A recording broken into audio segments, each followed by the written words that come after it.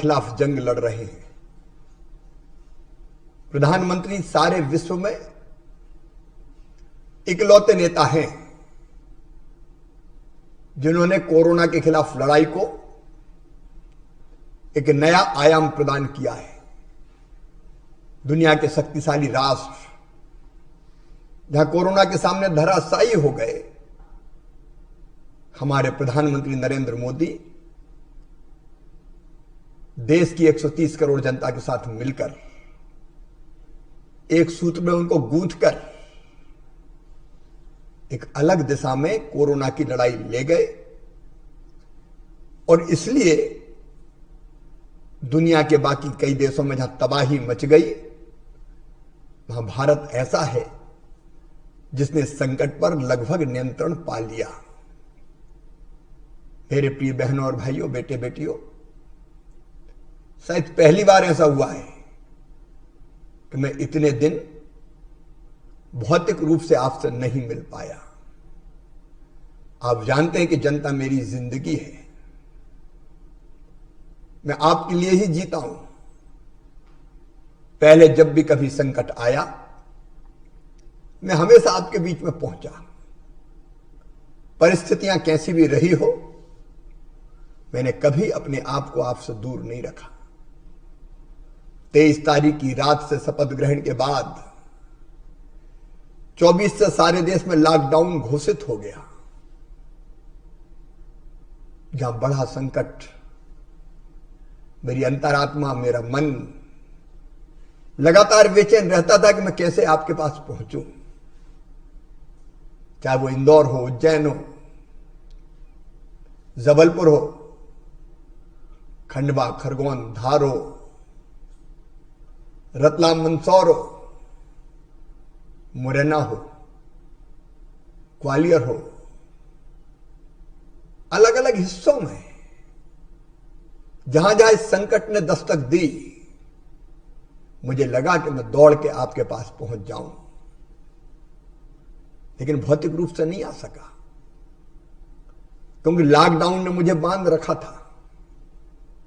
मैं भी मर्यादाओं में बंधा हुआ था। किस मुश्किल से मैंने अपने आप को रोका, ये मैं ही जानता हूं। पार्टी के निर्देश भी यही थे कि जाना नहीं है। आपके बीच भौतिक रूप से नहीं आ पाया, लेकिन मेरी अंतरात्मा सदैव प्रदेश के संकटग्रस्त भाइयों और बहनों के साथ रही। और यहां से भी मैं सवेरे 5:30 बजे से लेकर रात के 1:30-2 बजे तक लगातार कोरोना को कंट्रोल करने के लगातार प्रयास करता रहा। प्रदेश की 7.5 करोड़ जनता के साथ मिलकर डॉक्टर्स हो, विशेषज्ञों, स्वास्थ्य कर्मियों, प्रशासनिक अधिकारी हो, सभी धर्मगुरु हों, अलग अलग वर्गों के लोग हों, लगातार मैं संवाद करता रहा। और जो बेहतर व्यवस्थाएं कोरोना को परास्त करने की हो सकती थी, वो बनाने की मैंने कोशिश की। हमने कोशिश की, सबने कोशिश की। सारा समाज, सारा प्रदेश एक हो गया।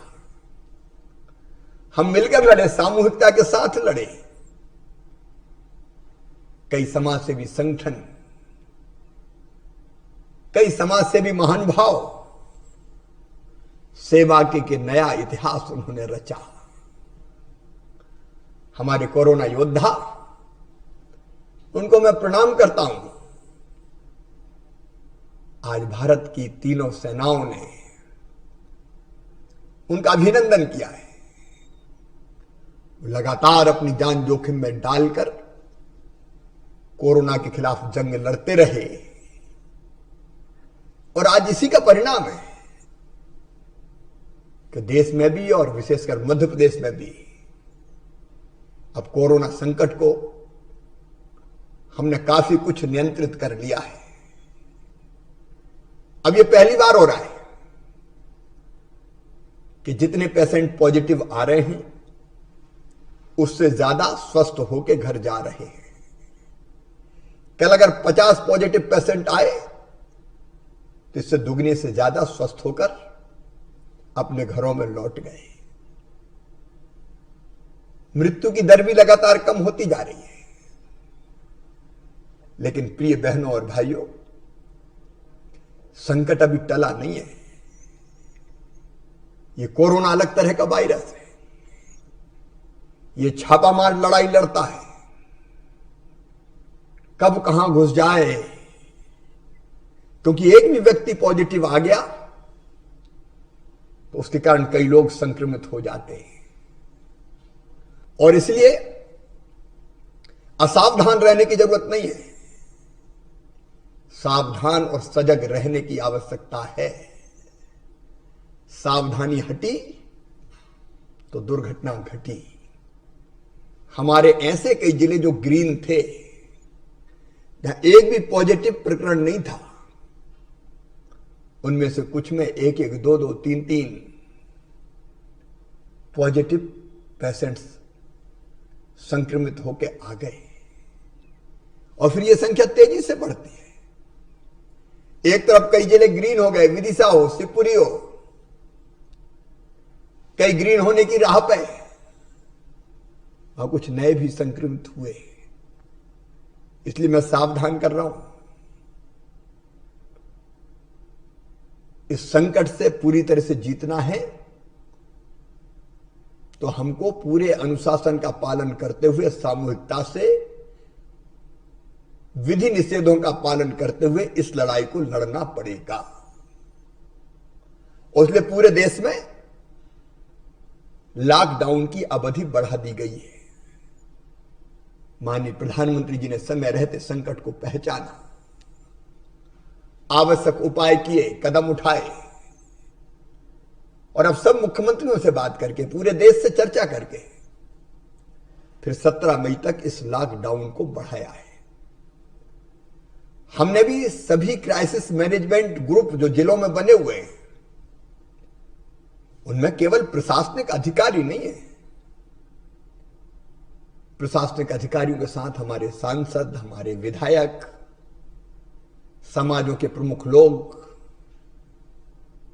सब सम्मिलित है। सबने एक स्वर से तय किया कि लॉकडाउन को अभी खोलना उपयुक्त नहीं होगा। यह संकट को फिर से निमंत्रण देना होगा। और इसलिए लॉकडाउन की अवधि 17 मई तक बढ़ाई जा रही है। लेकिन इस बार लॉकडाउन अलग ढंग से होगा। इसका स्वरूप परिवर्तित हो जाएगा। जान तो बचाना है, संक्रमण रोकना है, लेकिन जहान की चिंता भी करना है। और इसलिए माननीय प्रधानमंत्री जी ने, गृह मंत्रालय ने, गृह मंत्री जी ने, भारत सरकार ने नई गाइडलाइन भेजी है। और उस गाइडलाइन के हिसाब से जिलों को 3 भागों में बांटा गया है। हमारे प्रदेश में भी 3 भागों में जिले हमने बांटे हैं। एक, वो जिले जो रेड जोन में है, मतलब जहां संक्रमण ज्यादा है, फैलने का खतरा भी है। दूसरे, ऑरेंज जोन, संक्रमण है लेकिन उतना नहीं है जितना रेड जोन में है, कुछ इलाके में है। और तीसरा, ग्रीन जोन, वो जिले जहां संक्रमण नहीं है या इक्का दुक्का मामला है। तो पूरे प्रदेश को इन 3 भागों में बांटा गया है। और 3 भागों में बांटते हुए यह फैसला किया गया है कि कुछ गतिविधियां अलग अलग जोन में जारी रह सकेंगी। मैं आज इस बारे में आपको ठीक ढंग से बताना चाहता हूं, आप ध्यान से सुनिएगा, क्योंकि संक्रमण भी रोकना है और लोगों की रोजी रोटी का इंतजाम भी करना है। आर्थिक गतिविधियां भी चालू रखना है, करना है। और इसलिए कुछ गतिविधियां रेड हो, ऑरेंज हो या ग्रीन हो, सब में प्रतिबंधित रहेंगी। सभी प्रकार की घरेलू और अंतर्राष्ट्रीय हवाई यात्रा, रेल सेवाएं, अंतर्राज्यीय बस सेवा मतलब एक राज्य से दूसरे राज्य में जाने वाली बसें, मेट्रो रेल हमारे यहां नहीं है इसलिए उसका जिक्र करने की आवश्यकता नहीं है। हमारे राज्य के नागरिक दूसरे राज्य में नहीं जा सकेंगे। सभी स्कूल बंद रहेंगे, कॉलेज, कोचिंग संस्थान, प्रशिक्षण संस्थान ऑनलाइन अध्ययन को छोड़कर ऑनलाइन अध्ययन किया जा सकेगा। स्वास्थ्य, पुलिस, शासकीय अधिकारी, स्वास्थ्य कर्मी लॉकडाउन में फंसे लोगों हेतु आवश्यक हॉस्पिटैलिटी सेवाओं को छोड़कर अन्य सभी हॉस्पिटैलिटी सेवाएं प्रतिबंधित रहेंगी। Cinema, shopping mall, gym, swimming pool, sports complex, मनोरंजन पार्क, थिएटर, बार या अहाता, ऑडिटोरियम, सामुदायिक भवन और इसके समरूप अन्य स्थान, ये सब प्रतिबंधित रहेंगे। सभी प्रकार के सामाजिक, राजनीतिक, खेलकूद संबंधी, साहित्यिक, सांस्कृतिक एवं धार्मिक कार्यक्रम एवं गतिविधियां, इसकी अनुमति नहीं होगी। सभी धार्मिक स्थान, पूजन स्थल एवं धार्मिक समारोह नहीं होंगे। सभी जोन्स में ध्यान से सुने क्योंकि सीनियर सिटीजन को इस वायरस से खतरा ज्यादा होता है। इसलिए 60 साल से ज्यादा आयु के नागरिक, दिव्यांग, गर्भवती बहनें और 10 साल से कम उम्र के बच्चे ये घर पर भी रहेंगे। मेरे बुजुर्गों और मेरे छोटे छोटे भांजे भांजियों, आपको अपनी सुरक्षा के लिए अपने घर में ही रहना है। आवश्यक कार्य या स्वास्थ्य संबंधी कारणों से ही अत्यावश्यक कार्य जैसे चिकित्सा संबंधी तो ही इनमें से कोई घर के बाहर जा सकेगा। शाम 7 बजे से लेकर सवेरे 7 बजे तक अत्यावश्यक सेवाओं को छोड़कर लोगों का आवागमन प्रतिबंधित रहेगा। कृपया करके शाम 7 बजे से लेके सवेरे 7 बजे तक कोई घर से ना निकले। ये पूर्णतः प्रतिबंधित गतिविधियां हैं। अब इसके अतिरिक्त रेड जोन में कंटेनमेंट एरिया के बाहर, ध्यान से सुनिए, रेड जोन में कंटेनमेंट एरिया के बाहर निम्न गतिविधियां संचालित की जा सकती हैं। लोगों का आवागमन केवल उन गतिविधियों के लिए हो सकेगा जिसकी अनुमति हो। 4 पहिया वाहन में अधिकतम 3 लोग, 1 ड्राइवर और 2 यात्री ही बैठकर जाने की अनुमति होगी। इससे ज्यादा नहीं जा सकेंगे। विशेष आर्थिक क्षेत्र सेज एसईजेड की गतिविधियां चालू होंगी।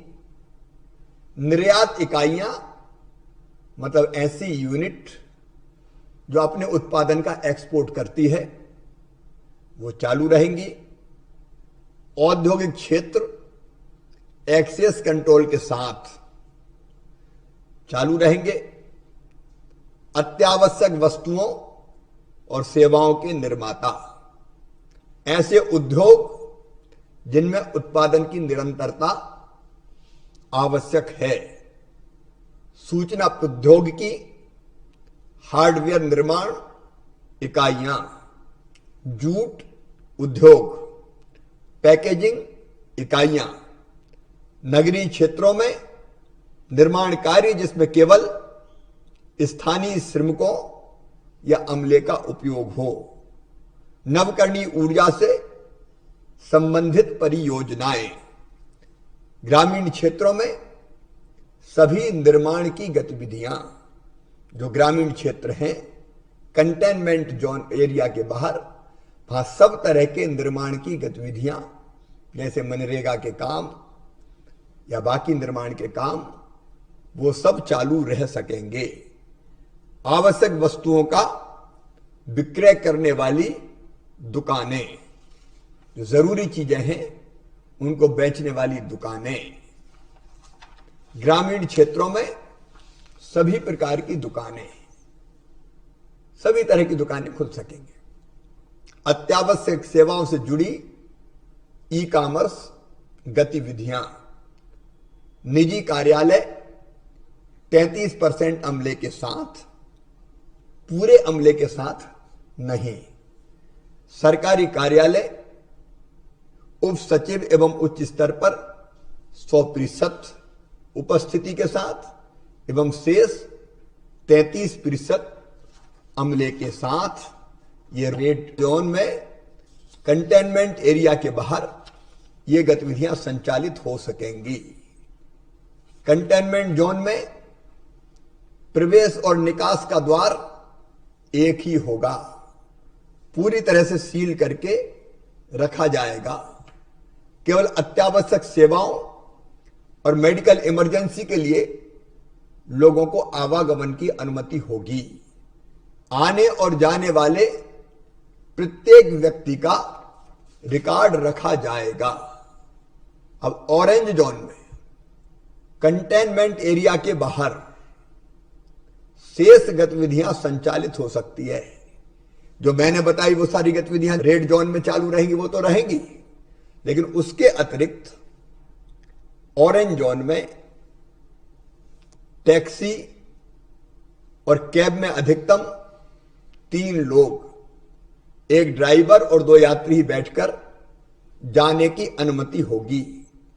एक जिले से दूसरे जिले में लोगों का आवागमन केवल उन गतिविधियों के लिए हो सकेगा जिसकी अनुमति हो। इन क्षेत्रों में कृषि से संबंधित सभी कार्य, सभी प्रकार की दुकानें, आवासीय परिसरों में शॉपिंग कॉम्प्लेक्स, कपड़े की दुकानें, बिजली की दुकानें, मार्केट के बाहर स्थापित एकल दुकान, मार्केट नहीं खुलेगा लेकिन मार्केट के बाहर अलग अलग दुकान होती है, तो एकल दुकानें, ऑटो रिक्शा, नगर सेवा की बसें एवं समस्त प्रकार के उद्योग, सभी निर्माण कार्य, मनरेगा के कार्य आदि सभी प्रकार की गतिविधियों की अनुमति होगी। ये गतिविधियां चालू की जा सकेंगी। और बहनों, भाइयों, बेटे बेटियों, ग्रीन जोन में वो गतिविधियां तो चालू रहेंगी जो रेड जोन में और ऑरेंज जोन में चालू रहेंगी, लेकिन उनके अतिरिक्त सभी प्रकार की गतिविधियां ग्रीन जोन में संचालित की जा सकती हैं। जैसे कृषि से संबंधित सभी कार्य, सभी प्रकार की दुकानें, आवासीय परिसरों में शॉपिंग कॉम्प्लेक्स, मॉल नहीं, आवासीय परिसरों में शॉपिंग कॉम्प्लेक्स, मार्केट कॉम्प्लेक्स के बाहर स्थापित एकल दुकानें, मतलब अकेली अकेली दुकान, ऑटो रिक्शा, नगर सेवा की बसें, ग्रामीण क्षेत्र में समस्त उद्योग, समस्त निर्माण कार्य, वाहन शोरूम, उपकरण मरम्मत, वाहन सर्विसिंग, मनरेगा के कार्य, सभी प्रकार की गतिविधियां, एक्सेस कंट्रोल के साथ औद्योगिक क्षेत्र, आवश्यक वस्तुओं सेवाओं के निर्माता, ऐसे उद्योग जिनमें उत्पादन की निरंतरता है, सूचना प्रौद्योगिकी और हार्डवेयर निर्माण की इकाइयां, और ग्रीन जोन में 50% क्षमता के साथ बसें भी चलेंगी।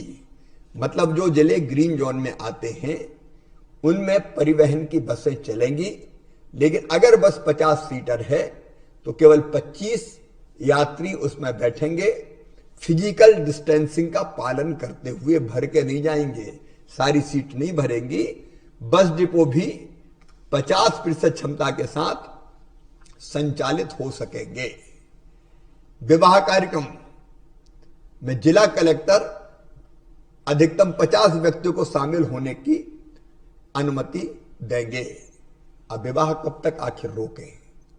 इसलिए ग्रीन जोन में 50 लोगों के साथ वर पक्ष वधु पक्ष के 25-25 विवाह संपन्न हो सकेंगे।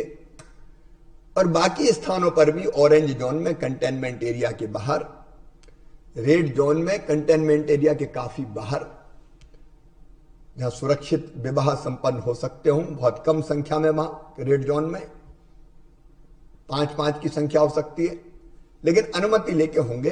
लेकिन ग्रीन जोन, ऑरेंज जोन में, कंटेनमेंट एरिया के बाहर ऑरेंज जोन में, ग्रीन जोन में तो कंटेनमेंट एरिया है नहीं, विवाह किए जा सकेंगे। अंतिम संस्कार में अधिकतम 20 लोगों को शामिल होने की अनुमति होगी।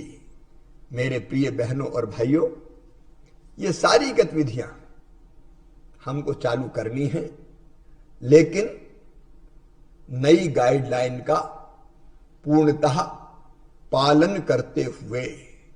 जरा सी लापरवाही ग्रीन जोन को ऑरेंज या रेड जोन में बदल देगी।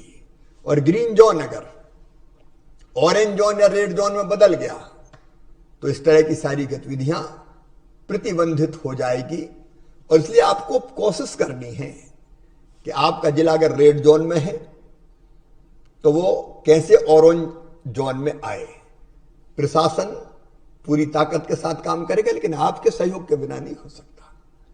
और ऑरेंज जोन से हम कैसे ग्रीन जोन में जाएं, इसके लिए आपको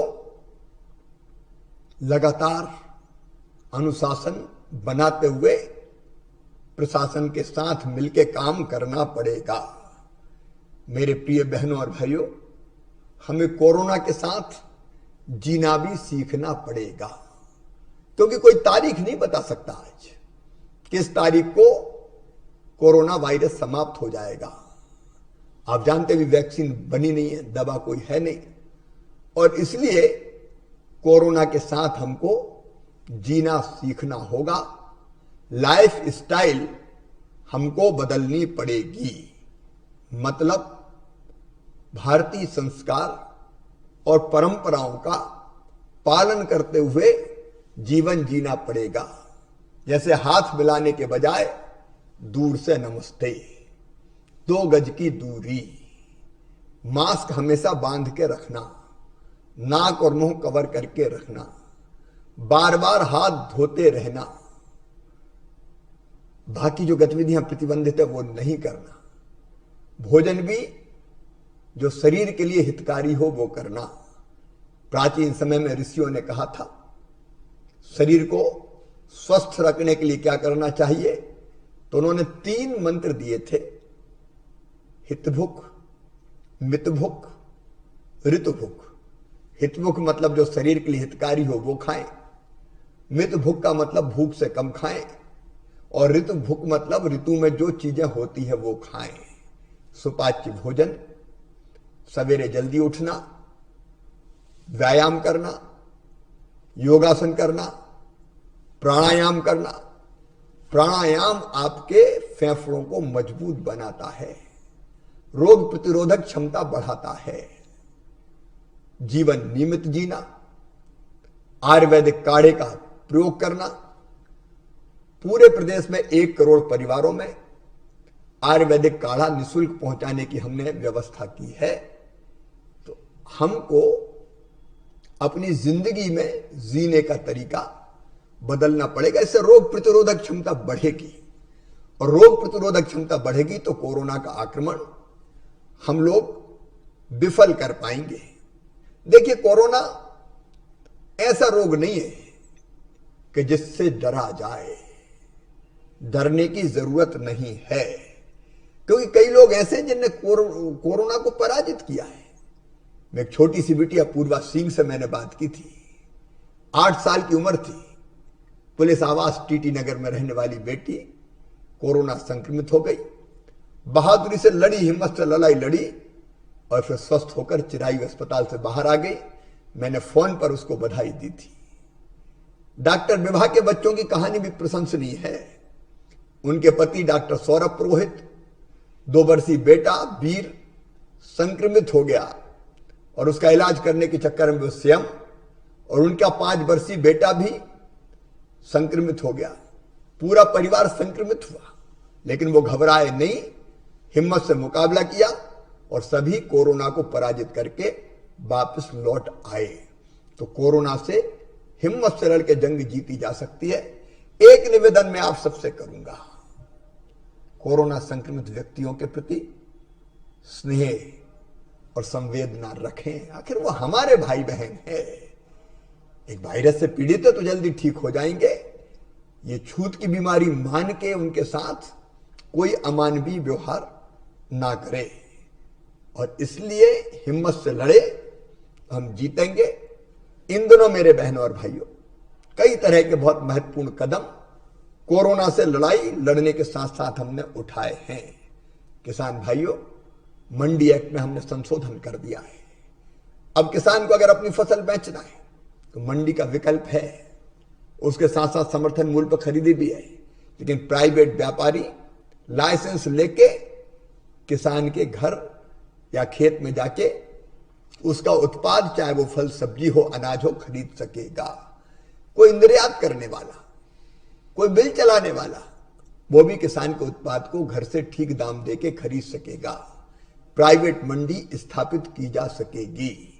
ई ट्रेडिंग की व्यवस्था, ऑनलाइन ट्रेडिंग की व्यवस्था अब हमने कर दी है, ताकि भोपाल में बैठ के चेन्नई के भाव आपको पता चले और आप ठीक दामों पर अपनी फसल बेच सके। क्रांतिकारी परिवर्तन मंडी एक्ट में हमने किया है, और ऐसा करने वाला मध्य प्रदेश देश में पहला राज्य बना है। अधिक विकल्प किसान को हो और वो ज्यादा प्रतिस्पर्धी दरों पर अपने उत्पादन को बेच सके। हमने गेहूं की खरीदी 15 अप्रैल लेट शुरू की थी, लेकिन कल तक गेहूं 7,05,000 किसानों से हम खरीद चुके हैं। चने और मसूर, सरसों की खरीदी भी अब धीरे धीरे जोर पकड़ रही है। हमने फसल बीमा योजना के 2,990 करोड़ रुपया किसानों के खाते में पहुंचाने का काम किया है। मेरे प्रिय बहनों और भाइयों, निर्माण मजदूरों के खाते में कल 1,000 रुपए की और दूसरी किस्त मैंने डाली है, ताकि इस मुश्किल वक्त में उनका समय कट जाए।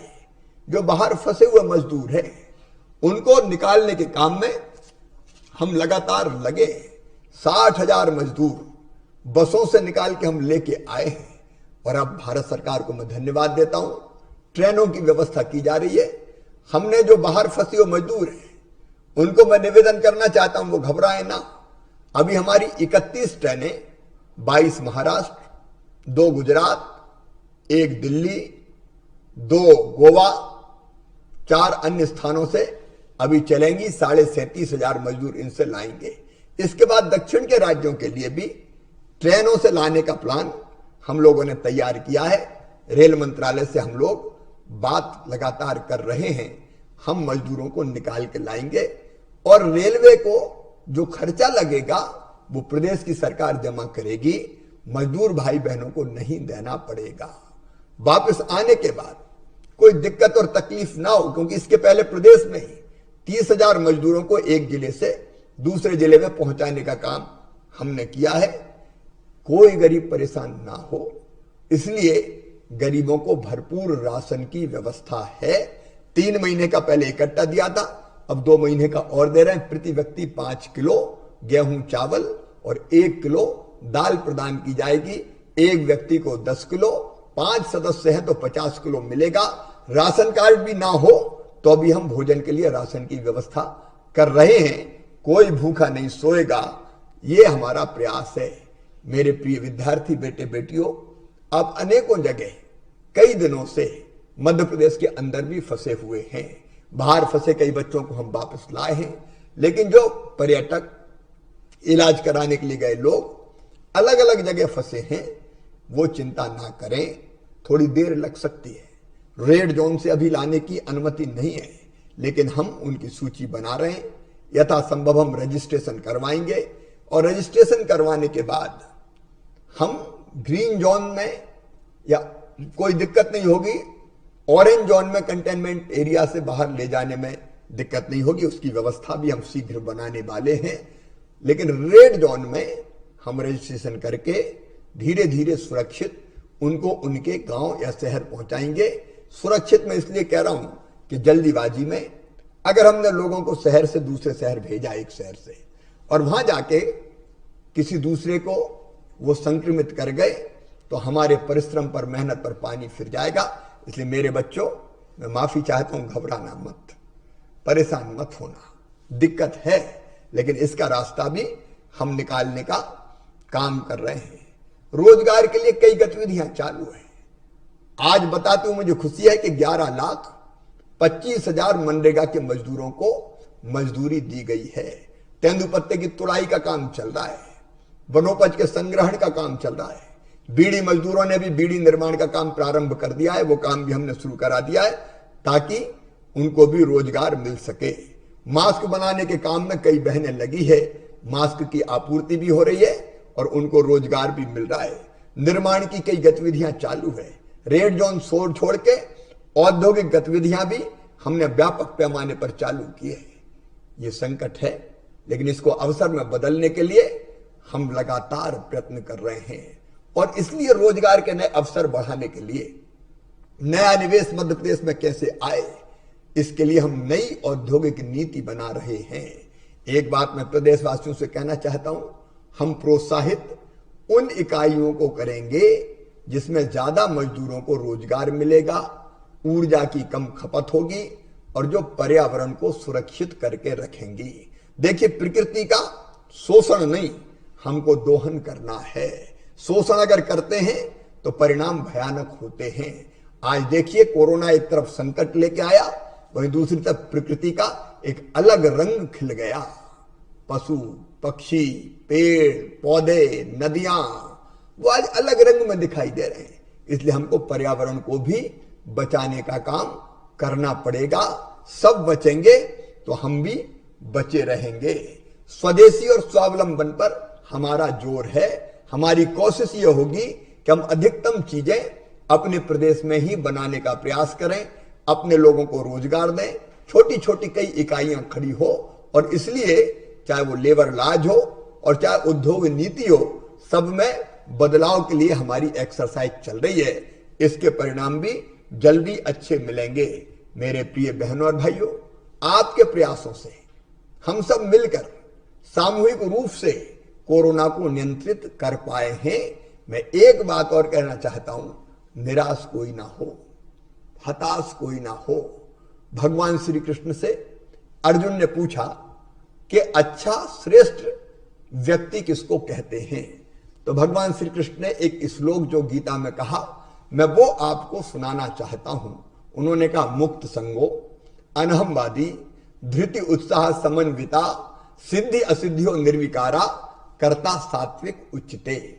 मुक्त संगो मतलब सबके साथ, कुछ लोगों के साथ नहीं। मुक्त संगो हम सब मिलकर साथ, कुछ साथ है कुछ साथ नहीं है, ये नहीं। किसी भी धर्म के, किसी भी उपासना पद्धति के लोग हो, किसी भी समाज के हो, किसी भी वर्ग के हो, जो सबको मिलकर सबके साथ काम कर सके वो मुक्त संगो। अनहमवादी मतलब अहंकार छोड़कर जो काम करे, निरहंकार हो। मुक्त संगो अनहमवादी। धृति मतलब धैर्य। कोरोना का संकट आ गया तो घबरा गए, क्या करेंगे? नहीं, धैर्य रखना है और धैर्य रखते हुए रास्ता निकालना है। उत्साह, दिन और रात काम है। संकट तो जूझेंगे, मिलकर लड़ेंगे और जीतेंगे। उत्साह से भरे रहे और सिद्धि असिद्धियों निर्विकारा। सफलता मिली तो ठीक है, हमने कोशिश की और संक्रमण थोड़ा बहुत और बढ़ गया तो घबराए काहे को? फिर से कोशिश करेंगे, इसको पूरी तरह से नियंत्रित करेंगे। ऐसे व्यक्तियों को श्रेष्ठ व्यक्ति कहते हैं, सात्विक व्यक्ति कहते हैं। ये भगवान श्री कृष्ण ने कहा। इसलिए मैं आपसे निवेदन करना चाहता हूं कि हम इस मंत्र के अनुरूप अपना आचरण और अपना व्यवहार बनाए। डरना नहीं है, थकना नहीं है, लड़ना है और जीतना है। मानसिकता हमेशा सकारात्मक रखना। एक जगह गांव में एक मंदिर का निर्माण हो रहा था। मंदिर के निर्माण के काम में 3 मजदूर पत्थर तोड़ने के काम में लगे हुए थे। मई का महीना था, तपती धूप थी, मजदूर पत्थर तोड़ रहे थे, पसीना बह रहा था। इतने में एक साधु बाबा उस गांव पहुंचे। तीनों मजदूरों को काम करते हुए उन्होंने देखा तो एक मजदूर के पास जाकर रुक गए और उससे पूछा, क्या कर रहे हो भाई? मजदूर का चेहरा गुस्से से तमतमा गया और बाबा की तरफ देख के बोला, दिखता नहीं है क्या? आंखें फूट गई है, किस्मत फूटी है, इसलिए पत्थर तोड़ रहा हूं। गुस्से में कहा। बाबा आगे बढ़ गए। दूसरा मजदूर मिला। दूसरे मजदूर से पूछा उन्होंने, क्या कर रहे हो भाई? तो दूसरा मजदूर अपेक्षाकृत शांत था। उसने कहा, बाबा दुनिया में अगर आए हैं तो जीना ही पड़ेगा और जीने के लिए, आजीविका के लिए, पेट भरने के लिए पत्थर तोड़ने का काम कर रहा हूं। वो तीसरे मजदूर के पास पहुंचे और उससे पूछा, क्या कर रहे हो? मजदूर का चेहरा प्रसन्नता से खिल रहा था और उसने कहा कि बाबा आप देख नहीं रहे, सामने भगवान के मंदिर का निर्माण हो रहा है और भगवान के मंदिर के निर्माण के काम में ये पत्थर तोड़ने का काम मुझे मिला है। मैं कितना सौभाग्यशाली हूं कि भगवान के मंदिर के निर्माण में मेरे हाथ से तोड़े हुए पत्थर लगेंगे। काम 1, दृष्टिकोण 3, किस्मत फूटी है, जीने के लिए कर रहा हूं, पेट भरने के लिए, और 1 मेरा सौभाग्य है, भगवान का मंदिर बनेगा मेरे तोड़े पत्थरों से। यह दृष्टिकोण है सकारात्मक। अगर सकारात्मक दृष्टिकोण रखेंगे तो जीवन का आनंद कई गुना ज्यादा बढ़ जाएगा। और इसलिए सभी मेरे भाई बहनों से निवेदन करना चाहता हूं, इस समय हम सबको सकारात्मक रहने की जरूरत है। पूजा, उपासना, अर्चना सब घर में रह के करें। रमजान का महीना है, घर में रहकर ही रोजे रखें और प्रार्थना करें कि जब तक ईद आए ये पूरा संकट समाप्त हो जाए। मंदिर में नहीं जा सकते, घर पर रहकर भगवान की पूजा, अर्चना और उपासना करना और उससे प्रार्थना करना कि प्रभु इतनी शक्ति हमें दो कि संकट से हम मुक्ति पाएं। भगवान तो भाव के भूखे हैं। अगर शुद्ध अंतःकरण से हम उनको पुकारेंगे तो जहां हम पुकारेंगे वो वहीं हमें दिखाई देंगे, वो वहीं हमारे साथ होंगे। और इसलिए मेरे प्रिय बहनों और भाइयों, इस समय सकारात्मक दृष्टिकोण रखें।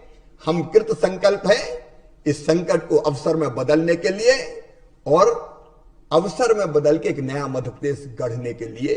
आइए हम सब साथ आए, इस संकट को भी परास्त करें कोरोना के, और नए मध्य प्रदेश के निर्माण के लिए नई राह बनाएं। बहुत बहुत धन्यवाद।